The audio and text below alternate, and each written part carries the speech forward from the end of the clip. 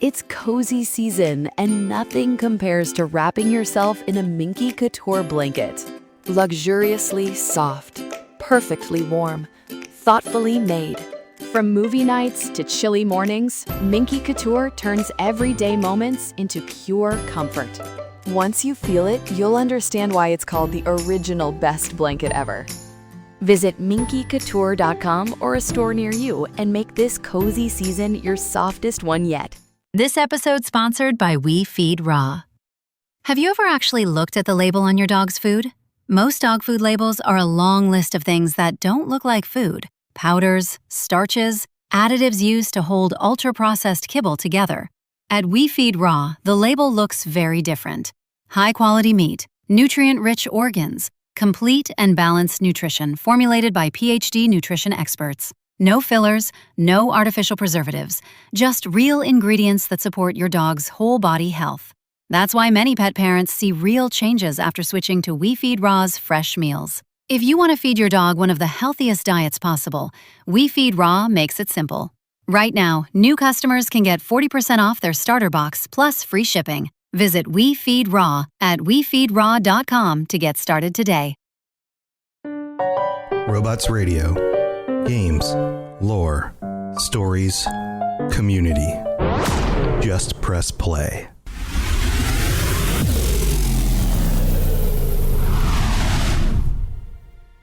Welcome to the Fallout Lorecast, the podcast that explores the boundaries of our knowledge about the world of Fallout.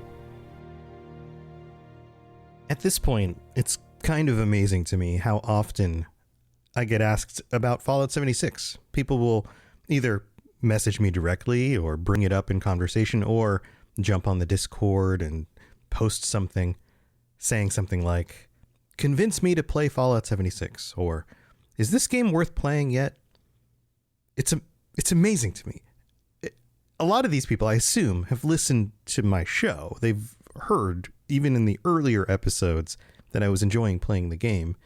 And they've also heard numerous times between me and the patron guests and some of the other guests that I've had on the show that the game continues to improve. In fact, they've been adding some really cool stuff to it in the last few updates. And the next update, Skyline Valley, is just a few weeks away. So I thought I'd take this episode to explain some of the better improvements that they've made from a story perspective. I know that there are people who really enjoy the multiplayer, online, cooperative, shoot all the bad guys, collect all the stuff, build all the best gear, loot chase, all of that stuff. And yes, this game has that because that is one of the distinct reasons why this game is different from the other Fallout games. But I think what most people are really getting at when they ask these questions is something more like, is the story any good? Will I find characters that I like? Is the world interesting?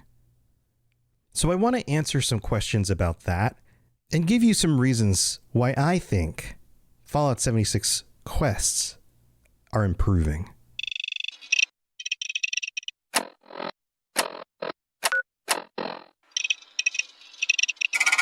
So in this episode, there will be a few spoilers. Of course, it's a Lorecast, and so a lot of times I can't talk about a topic without actually talking about the topic. And usually, I wait a significant period of time before going into depth on any of the new quests or new updates and things like that. I usually try to give that a significant period of time. And I think enough time has passed with Atlantic City and the update and the quest lines around that to talk about some of that content because it's important. It's important to the point that I'm trying to make. My point is that the quests in Fallout 76 have continued to improve and engage the audience, and I know exactly why, or at least I feel like I know exactly why you might be disappointed by them. If you are somebody who is expecting a Fallout 4 or Fallout 3 or Fallout New Vegas kind of questing experience, there are some reasons why these quests will never be exactly the same as something like that. And I'm going to get to that. But aside from that one that the one sticking detail, which we'll talk about, I think that these quests are up to par. They're good. Now we can talk about the Brotherhood and the expansion with that side of the quest line, I guess you could say, and then we could also talk about the Foundation Settlers and the Crater Raiders and the quests that you could do there. And if you've played 76 sometime in the last few years now, you've probably done a lot of that content already. But you may not be somebody who's familiar with Atlantic City and what goes on in Atlantic City and why those quest lines might be a little bit different than what you're used to.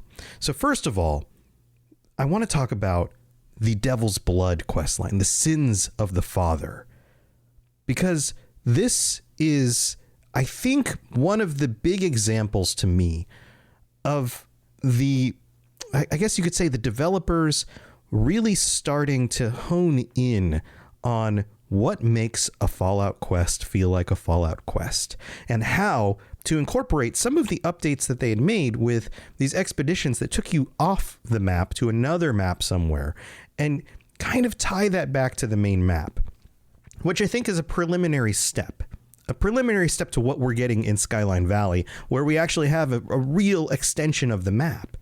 And so when you get this quest, you pick it up in the regular map at a location, the Rose Room.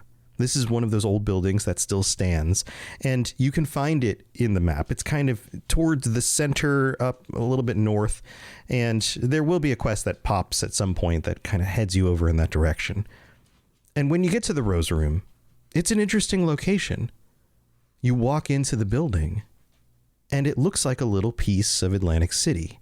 There are slot machines, there's a bar. If you go down below into the basement area, then there's a stage, there's performances.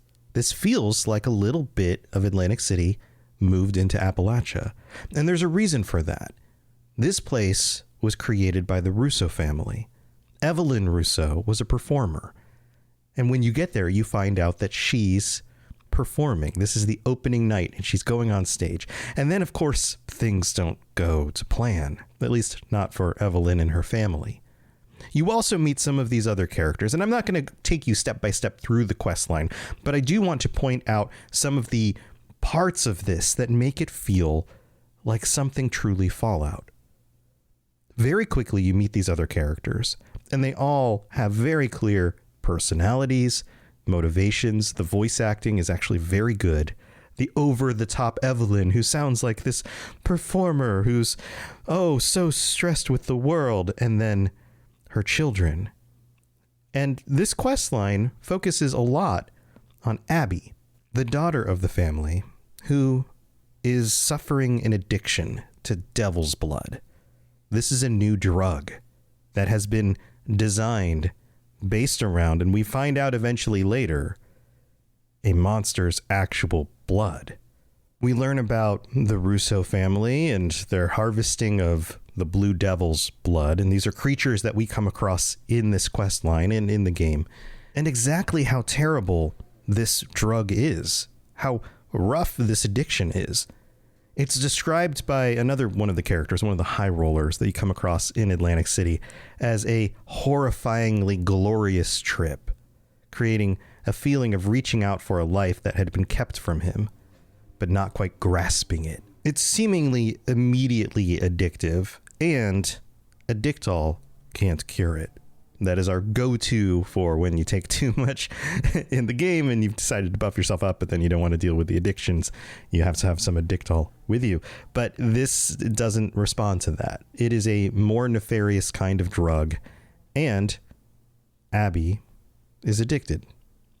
And so the questline focuses in and around her addiction, her brother and her brother's attempt to help her, the father of the family who has kind of lost his marbles in the parlance of the old-timey parlance that they bring back in the Fallout series. And then we find out that, of course, things are not exactly what they seemed. And like I mentioned before, I'm not going to take you through every step of the questline. I think this is something that you should go play. But I wanted to point out enough details about this in order to explain to you why I think this questline is a turning point. First of all, this isn't just a fetch quest kind of quest line. This isn't just you show up and you talk to a character and then they say, hey, can you go get me some of these? Can you go tell this person a thing? And then you travel across the map somewhere else. This is a series of events that dig deeper and deeper into the lives of these people. We learn as we go through the quest line who each of these people are, what their relationship is to each other, what their relationships are to the gang in Atlantic City. This quest line takes you back and forth across different locations, and for very good reasons. There are reasons why you want to fast travel from this location at the Rose Room in Appalachia to Atlantic City and to go to very specific places on that map. It also treats these excursion locations, or at least Atlantic City in this case, not like an excursion. If you don't like that part of the game and you don't want to go do an excursion, which feels kind of like a extended dungeon, this is a reason to go to a place and walk around and take a look at things. And yes, large swaths of this are more or less passageways with enemies that you have to go through in order to get to a location that's a little bit further. Now, that doesn't mean that you can't just run past a lot of the enemies if you really wanted to. You could. You don't have to kill everything. But it does bring you across some of the new creatures and some of the new locations, and you get to see rundown parts of the city and meet other characters as you go through this. So it's interesting. It doesn't just feel like a fetch quest. So to me, that feels like one of the first components to this feeling like an actual fleshed out quest line and not just fodder, not just, and this is what I'm doing here is I'm addressing some of the complaints people have with these always online cooperative or MMO styled games, is that a lot of times they pad things out. They want you to continue playing, and so they give you extra things to do that don't really play into the story. And I feel like pretty much every step of this quest is needed for the story. None of it feels shoehorned in or padded. Also, sometimes you're walking around with another character. You meet a character at a location and then you travel together, which is another interesting way to spend time with these characters and get to know them a little bit. Another one of the complaints that you could level across Bethesda, or that I've heard people talk about with the more recent Bethesda games, is that they tend to be a little softer. With the release of Starfield, a lot of people were complaining that it felt more like a hard T rating than an actual M-rated game. And there are some moments of gore or drug use and things like that in the game, but by and large, it is not a game that I feel bad about my 13-year-old, who was 13 at the time when it came out, watching or playing himself. I don't think that there's any problem with that. So let's talk about this quest. This quest deals directly with drug addiction. This is a very serious thing, and not just any drug addiction. This isn't somebody who accidentally took, too many stims or something. No, this is somebody who is addicted to this world's equivalent of heroin, and they are suffering for it. And she has a family with mixed agendas. As you go through this quest line, you interact with the other characters, and you come to find out that some of these characters feel more responsible, or should feel more responsible. Maybe that's the case. And so you end up having conversations with them where you can push them in a specific kind of direction in the conversation tree to either take more responsibility, or you can convince them, oh, don't worry, it wasn't your fault. Or you can follow up and just say, hey, I'm just here for the caps. I don't really care. Get your stuff together yourself. Those are your options in the conversation. And that feels more like the Fallout games that came before 76. Now, there's one sticking point with this, and this is what I mentioned earlier. There is a limitation to your freedom of choice in games that are designed like this. You can see it in Elder Scrolls Online. You can see it in other MMOs. You can see it in Fallout 76. If this was truly a single-player RPG, there probably would have been an option to just walk away, or to derail this quest line in a very different direction. And maybe the word probably is too strong. There may have been an option. In some quest lines in games like Fallout 3 or New Vegas or Fallout 4, you can push the quest in a direction where it doesn't complete in a quote unquote satisfactory kind of way. What do I mean by that? Well, this quest is very important for gameplay reasons as well.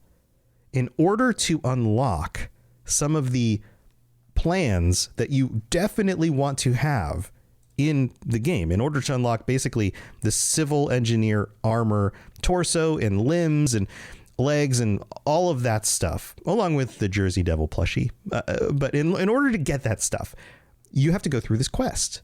That's where it drops. And that's a big benefit. In fact, that's a big reason, if you're somebody who's playing this game, to make sure that you take on new quests as they come up, because that's actually a really nice reward. That's something I want to see more of.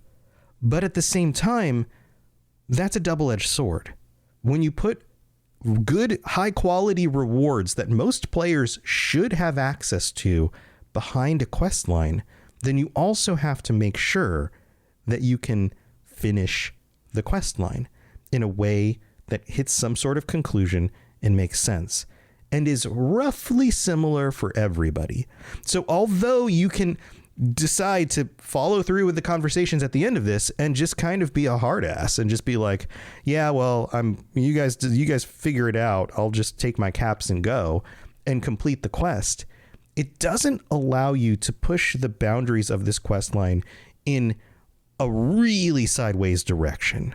What if you decided to not just do the I don't care option, which feels like, I don't know, kind of just chaotic neutral, and you really wanted to go evil with it, and you decide to lie about what's actually going on, the source of the drug, or you decide to steal the drug and take it for yourself and use it on people in order to get them addicted, in order to drive the quest line in a direction where you're some sort of terrible human being, and you're doing this in a very dark way. That would require moving the quest line off the tracks that feel like are underneath it, that are always going to guide you to some sort of common resolution. It's kind of similar to watching shows like The Simpsons in the 90s end every episode in a way where the next episode could have happened at any point in the storyline. Not a whole lot in that world by the end of any episode actually is permanent, actually feels like it moves the greater story forward in any significant way, or at least for a while. Now, eventually shows moved beyond those boundaries, and the trend now for most shows is to be episodic, and everything moves the plot forward, and you've got these gigantic long arcs. That's an evolution that has happened over the last 20 to 30 years in TV.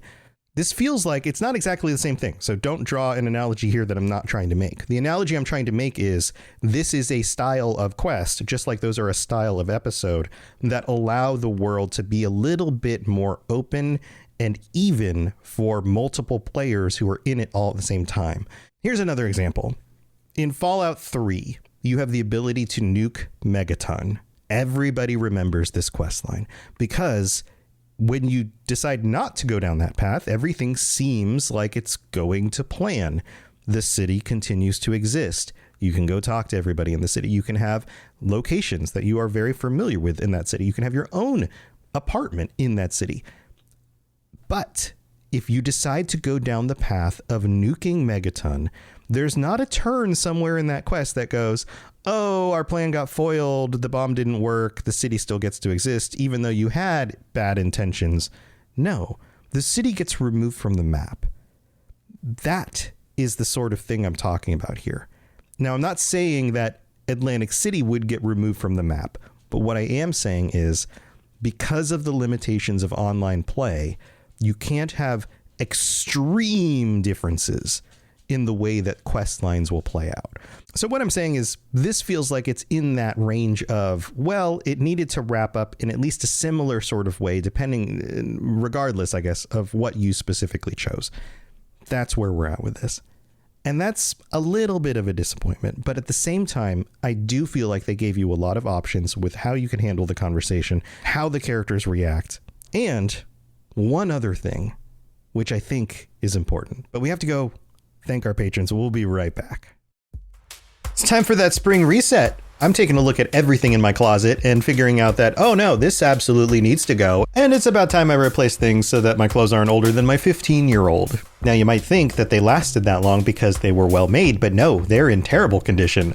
Unlike the new jeans I just got from Quince. Jeans have always been my personal go-to because you can kind of wear them for lots of different things, but maybe they're not your thing. Maybe you're looking for, 100% European linen with insanely soft flow knit activewear fabric. It's definitely getting warmer, and their flow knit activewear is moisture wicking, anti-odor, and soft enough that you'll actually want to wear it every day. So pick out what you want. You can't go wrong because they have prices 50 to 60% less than similar brands. And like I said before, they are high quality. I continue to wear their clothes all the time, and I know that these new jeans are going to last me a lot better than the other things in my wardrobe. And on top of it, they look great. They're so comfortable, and I spent just as much on the jeans that I am now cleaning out of my wardrobe. So if you're looking for something better, just all around better, go check out Quince. So go do it right now. Refresh your wardrobe with Quince. Go to quince.com/falloutlore for free shipping and 365-day returns.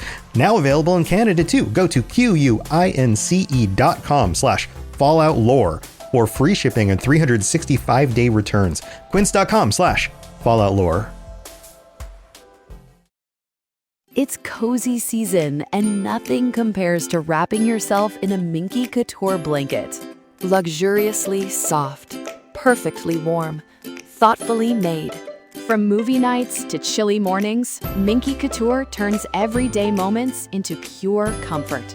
Once you feel it, you'll understand why it's called the original best blanket ever. Visit minkycouture.com or a store near you and make this cozy season your softest one yet. Hello there, old chap. Good to see another of General Atomic's finest, still eager to serve. All right, taking a quick break to thank our patrons. Welcome to the Patreon. Wasteland Ronan, Vilma, Zachary C, Shelby 33, and Jamie H. Welcome to the Patreon. I'm so glad that you're here. I hope you are enjoying your ad-free episodes, or maybe the t-shirts and stickers that you will get when you stick around long enough, or joining us on the patron chats if you're at the tier where you can do that. Lots of fun stuff at patreon.com/followlorecast. And if I'm helping you get through your workday, your weekend, your commute, your workout, any of that stuff, then go check it out. Maybe send me a little bit of kickback and get some cool stuff. Also, I have to shout out our Sentry Bot tier patrons, Germinator and Pluto Mayhem. Thank you so much for your support as well. And I need to read out some more reviews. We got a bunch of reviews over the last month after the Fallout TV show, and I've got to get through some more of these. So let's knock out some other ones real quick. This one is from Madelinel's Third, I think is how you pronounce that. An orange colored sky. In 2020, when the world felt like it was ending, I would spend the evenings watching my younger brother play Fallout 76 with my then boyfriend, now fiance. Congratulations. In a time of uncertainty, there was something oddly soothing in playing through a game about the end of the world with a banger soundtrack. I picked up gaming for myself because I was fascinated with this postmodern feature and began with Fallout 3 and then dove into 4. I have always been so interested in the lore, but only decided to dig into it when the Amazon show finally came out. That's when, Glashpam Alakazam, I stumbled upon the Lorecast, and I'm so glad I did. It's been the perfect thing to listen to as I run errands or do chores about the house to keep my brain stimulated from the excellent insight into a really fascinating franchise. I started from the beginning and I'm still working my way through, but this is a must listen for anyone who loves a thoroughly built out world. Well, thanks so much, Madeline. And this one comes from Postal Gem in the US, who writes, Postman in the Mountains appreciating this podcast. Mr. Robot, thank you for doing these podcasts, or this podcast. It is a wonderful companion, so to speak, on my routes. Walking all day and having this podcast has been a newfound blessing. Not only that, as a deaf man with a cochlear implant, not many voices are clear enough for my understanding, but wow, this podcast has not failed me yet. Please keep up the great work. I love listening to this on my daily routes. All the best, Gem. Oh, that's awesome. I'm so glad that this is, I guess, designed or mixed in a way where it actually works for you. That's really cool. Thank you for taking the time to leave that review. Thank you to everybody who helps support the show. And if you want to leave a 5-star review, I'll read it out on the future episode of the show. You can also rate the show on Spotify, share it with your friends, all of that stuff. But we've got to get back to the topic. So here we go. If you have any questions about Nuka World, I'd be delighted to answer them. All right, so I've been teasing this other point, I guess, before the break, and I have to get to it here.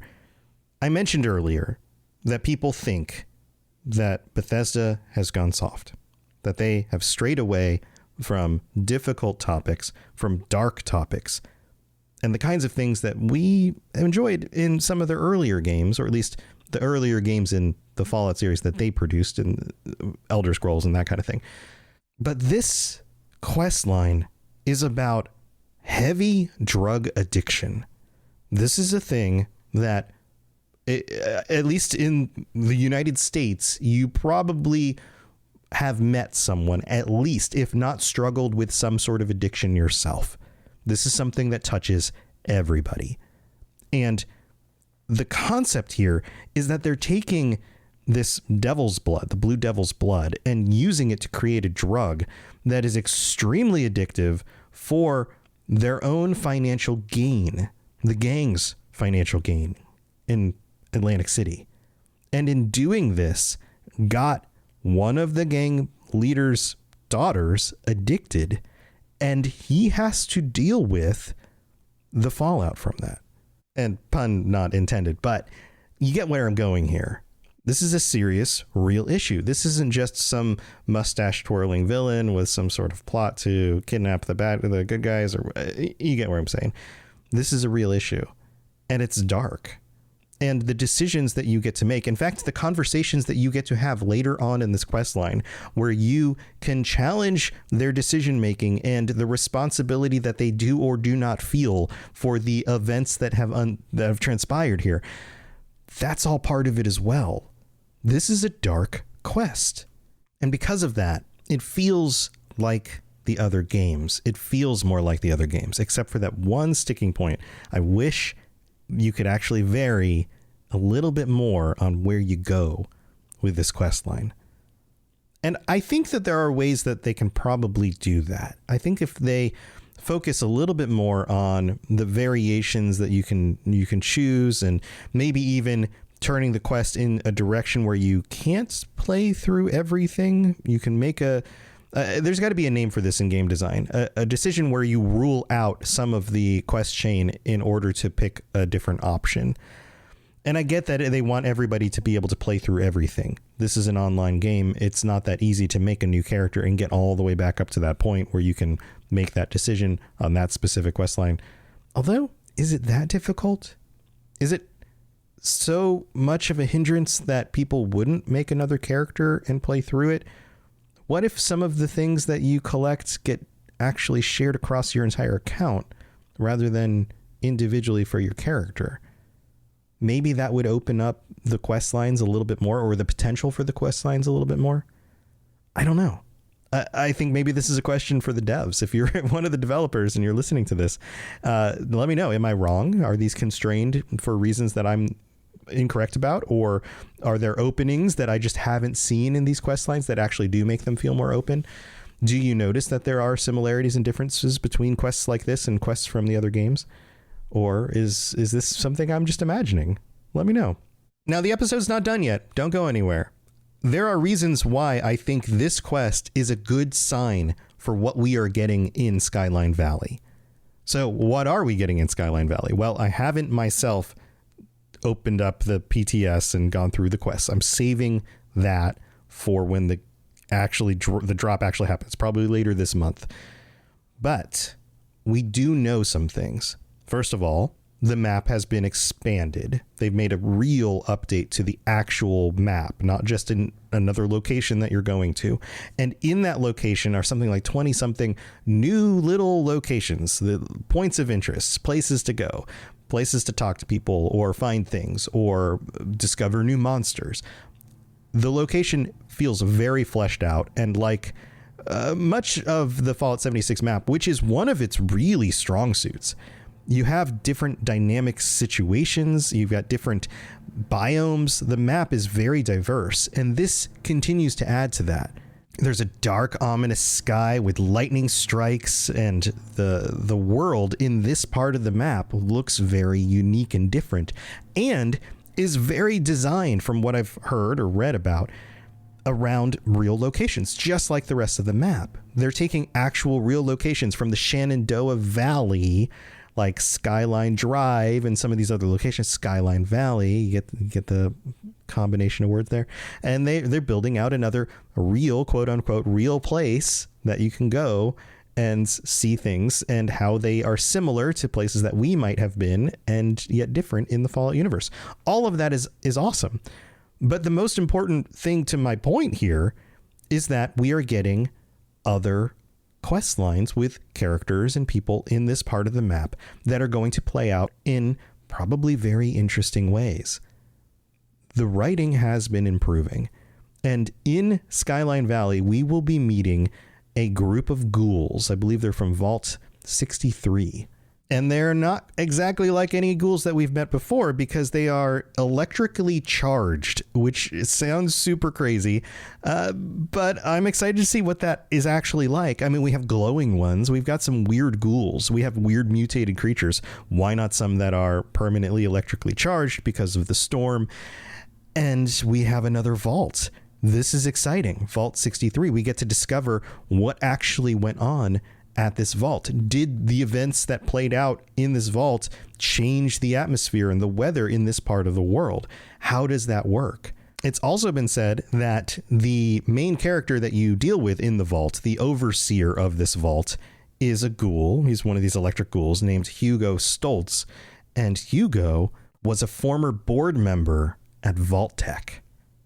So they have taken this opportunity to extend the map and add in details that I think are going to flesh out our understanding of ghouls a little bit more, of Vault Tech a little bit more, of some of the wacky technology in the world of Fallout that are affecting the environment and the things that people were dealing with and experimenting on.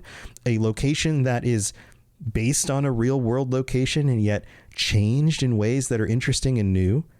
This is a lot of story and environment that I think is headed in the right direction. If they're using Fallout 76 to not just add to, oh, well, the Brotherhood was over here also during these early years of the war, and extend the story in those kinds of ways, but actually reveal more of the background about Vault Tech and about how ghouls work and these kinds of actual stepping stone bits of lore that increase our understanding of the world in really dynamic and interesting ways. And I think they're headed in the right direction.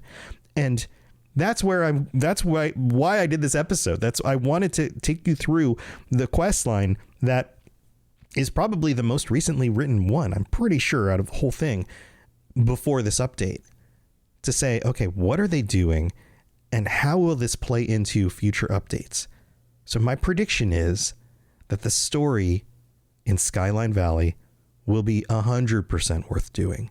It's going to be the kind of thing that you're going to want to play. And I hope I'm right. We'll find out in a few weeks. Let me know your thoughts. I'd love to read some of your thoughts on the Discord or wherever about this, because I think that there's a lot of cool stuff coming our way. Thanks for tuning in. I'll be back next week, and have a wonderful week. Stay safe out there. To plug into everything else we're doing, check out robotsradio.net. Reach out to me on Twitter at robots_radio. Check out the Robots Radio Rocket Club, where you can join me and a bunch of our other creators creating your podcast, starting a new podcast, or helping your current podcast grow. There's more information about that on robotsradio.net as well. And you can always talk with us and the entire community, over 2,000 people on the Robots Radio Discord. Come join us. We'd love to chat with you. See you guys next time.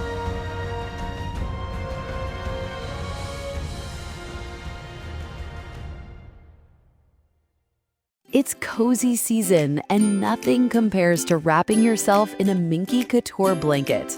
Luxuriously soft, perfectly warm, thoughtfully made.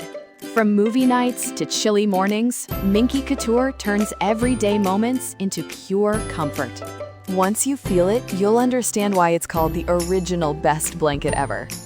Visit minkycouture.com or a store near you and make this cozy season your softest one yet.